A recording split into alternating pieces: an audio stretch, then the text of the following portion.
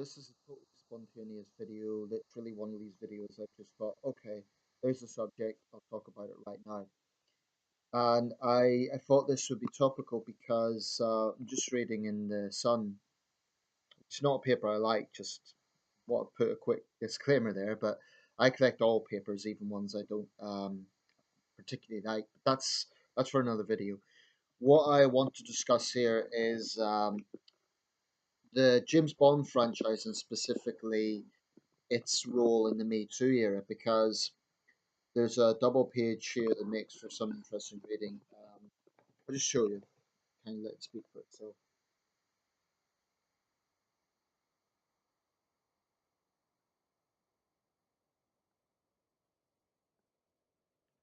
So that's still in the middle is from Quantum of Solace, of course. So the report says that um, the writer of the new script, it's set to be released, I believe, later this year.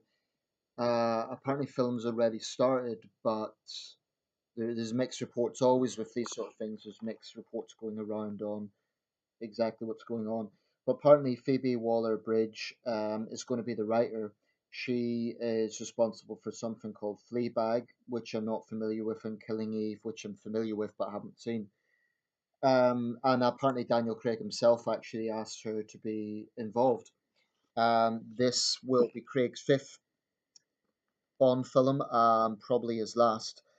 So there's a few articles here. I'm not going to read them all out, but the sort of questions that are being raised. So Karen Brady, the entrepreneur, asks, "Where are the billionaire female baddies?" Bella Battle asks, "Why are all his women dull, dumb, or mad?" Tanya Gold says, "He needs more of a backstory. I want to pity him." And Annabelle Knight says, "Powerful, equal lover to toy with his emotions." Well, I think a lot of critics of the Bond series are looking at the whole gender angle from the perspective of the older films. Now, if you watch, say, one of the Sean Connery installments from the 60s, there are things in there that even make me feel a little bit, that's definitely dated. But I do think the series has evolved a lot. That's just my opinion. Other people might disagree. I do feel that it is modernized a lot. I mean, I've been watching a lot of the films recently, I have all of them, and there's definitely been a sea change. Not even in the modern era, it even began in the pre Cold War era, I would say in the Dalton era. Probably the Roger Moore era was the last of the old Bond. I'd say the new era, Dalton, let's say, was a kind of transitionary period. I consider the new era as being GoldenEye onwards, on the grounds that that was post Cold War. There was a 6 year hiatus, and it had a fantastic teaser trailer. It's a new world and new enemies. I think it's the best teaser trailer I've ever seen. In fact, if you're familiar with the one I'm talking about for GoldenEye, I would I call myself a hardcore Bond fan? Not exactly, but I'm pretty into the series. I've watched all the films a few times. Um, and I love the creativity of it. I love the fact it's a British institution. Um, I love the romance of it, the locations, the of course the action. It's there is a reason why it's been the world's most successful film series. Um, and I think Ian Fleming and his family would be proud of what's happened over the years. Clearly, when there is a new Bond, when there is a new development in the series, then it makes sense that writers have to keep it up to date. This is true of any series. It's true of Doctor Who. It's true of any long running series. So if it was stagnant, that wouldn't work. I think the last few films have been quite clever because what they've done is they have made homages to the old series whilst being new. So, for example, they've brought back the Aston Martin, they've brought back Moneypenny, and I think Naomi Harris is a great Moneypenny.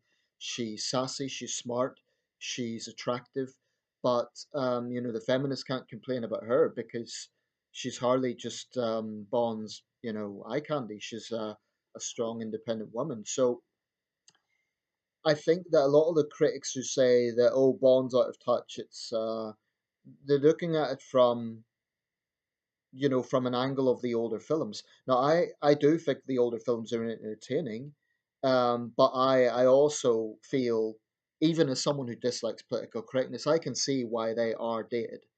I mean, Connery slapping a woman on the behind and then saying, coming out with some cheesy one-liner. It's definitely, it was fun for the time, and I don't think it should be. I think it should be taken in the context of the time. Certainly, I've never heard the women in those older films complain, but I mean the actresses that played them. But definitely, you couldn't have that sort of thing in the modern era. But there's been clear moves to modernize the series. I mean, when Judi Dench played M, that wasn't just tokenism. She was apparently based on the real life head of MI5 at the time, Dame Eliza Manningham Bueller, who was the first woman in the role. Um, like I said, Naomi Harris' character is strong, but I don't share this criticism. Why are all his women dull, dumb, or mad? Dull, dumb, or mad? That's a bit of a sweeping statement. Okay, a lot of the Bond girls you could maybe say fall into a certain category, but take for example Miranda Frost in Die Another Day, which I think is an underrated film. It tends to get slated by critics. I think it's a pretty entertaining film. It was topical. It had the whole North Korean thing going on. And I think Miranda Frost is an example of not a Bond girl, actually a female protagonist. She was one of the villains, you could say. She was smart. She was beautiful. I thought she was a strong character. Halle Berry was a strong character. So I just don't agree that the females in the films in recent years have been weak and passive. Maybe a few of them have, but women are diverse. You can't have them all as sort of action girls. You can't have them all. I mean, this is one of the issues I take with feminists is that they want all women to be portrayed as like action girls. You know, Not all women are like that. Women are diverse. So just because the series might have a woman who's more passive, um, doesn't mean that makes her weak. Women are different. So I think this series should reflect that. But if if the producers, if EON goes down this avenue of purely virtue signaling and trying to trying to pander to the Me Too crowd, I think the series is going to really there's going to be a backlash. And what do I mean by pandering to the Me Too crowd? I mean that if they go with an overly, if they even try to like male shame, if they try to lecture the audience, it's going to go down the sink because people are going to see what they're doing. I think the reason why there was a backlash against the new Ghostbusters is because the tokenism is so obvious. I actually thought that Ghostbusters was quite entertaining. I don't think it's as bad as the critics made it out to be, but it was just so obvious what they were doing. I mean, every character was basically a female doppelganger of the men in the original series.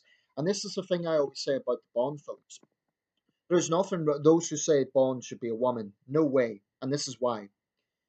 It's not that there's anything wrong with a woman playing a spy. There's not that there's anything wrong with a woman in that sort of role. Just don't call her James Bond or Jill Bond, as I assume it would be, or Jane Bond, because it would just be. It's like you're tearing up the original script completely. It would be so far detached from the original idea that it is. It wouldn't deserve to have the Bond title. You just can't rewrite things for politically correct reasons. I mean, make a film about a female spy. Just don't call her. Don't bring Bond into it. I think that would really annoy a lot of people, myself included. I certainly wouldn't see it. And that will be the day that the series just becomes something else. As far as I'm concerned, that would be a time when, okay, it's ended at Spectre or Shatterhand. That's the working title of the next film. And that has nothing to do with sexism. I have no problem with women in strong roles. What I'm saying is this is typical of feminist sort of controlling, trying to dictate. I'm not just going by this article, by the way. I'm talking about the general debate. I mean, can a man, if feminists are demanding that the next Bond be a woman, then can a man play Lara Croft? Maybe they would say he could. I mean, I don't think he should. I think that would be silly. So it's this blatant attempts to just control the entertainment industry with virtue signaling and with a blatantly feminist agenda. Of course, make it up to date for the Me Too era. Don't make Bonds lazy. Don't, have strong female characters. But in the end of the day, he is the lead. Okay, he is the main character, and this is something feminists, I think, don't get. I like the idea of a female villain. That's definitely something that can be utilized. I mean, make her. But then, what the claim would be then. The feminists would be saying, "Oh, it's demonizing women. It's misogynist because she's a villain." Because I do believe that it's the same on race issues, and I have to be careful how I say this, but unfortunately, the whole film industry has been hijacked by those pushing identity politics, and I think it's very sad. That's why so many people hark back to the old era. It's not that they're sexists, it's that they are sick and tired of being lectured. And, if it's funny, if it works, that's great. But would I give it a chance?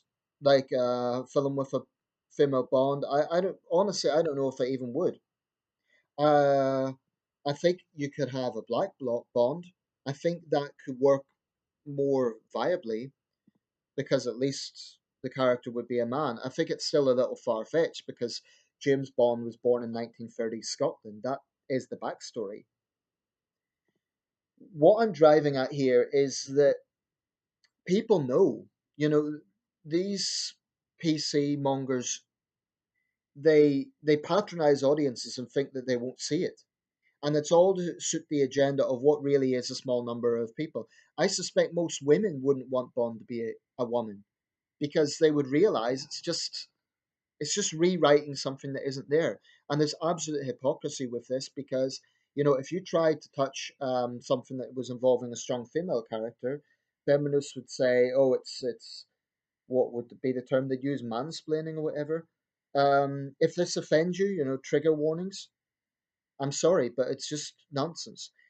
So yes, I conclude with this. Of course, Bond needs to update. Of course, it needs to constantly evolve, and I think there's a lot of ways to do that. But in the end of the day, it has to be Bond. Okay, so you have to have exotic romantic locations. Bond is a womanizer. That's what he is. If he's just some passive guy who's, and for that reason, I don't think they should make a gay Bond because I think it would just be, rewriting the character. It would just be silly. Bond is a womanizer, he's a ladies' man. So by all means have strong female characters who will rebuke him. That's realistic. I'm fine with that. And in fact they have done that. One of the films, I think it was GoldenEye, in fact, M said to Bond, "I think you're a sexist dinosaur and your boyish antics won't work with me." It was something like that.